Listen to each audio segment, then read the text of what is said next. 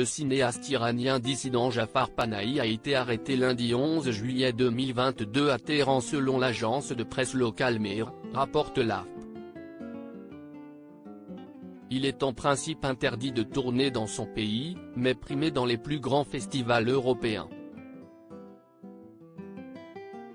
Cette arrestation a eu lieu à son arrivée au parquet de Téhéran pour suivre le dossier d'un autre réalisateur, Mohammad Rasoulov, détenu depuis vendredi 8 juillet.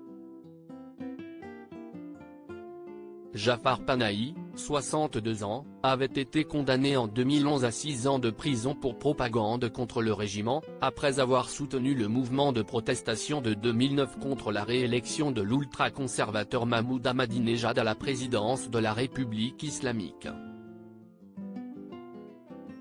Il avait aussi été condamné à 20 ans d'interdiction de réaliser ou écrire des films, voyager ou s'exprimer dans les médias. Détenu pendant 2 mois en 2010, il vivait sous un régime de liberté conditionnelle pouvant être révoqué à tout instant.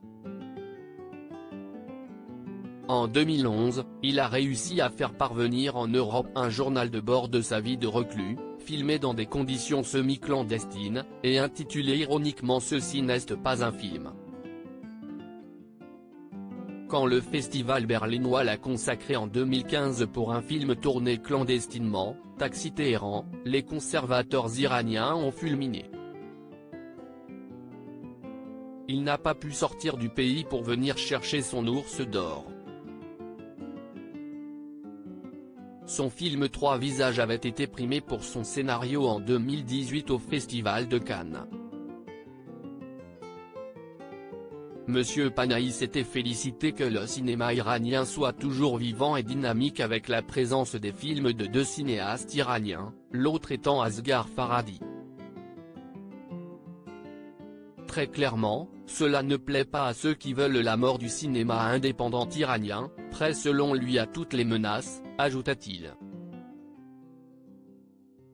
Les films de Jafar Panahi, qui auscultent les injustices sociales ou la place des femmes en Iran, suscitent habituellement un vif intérêt à l'étranger.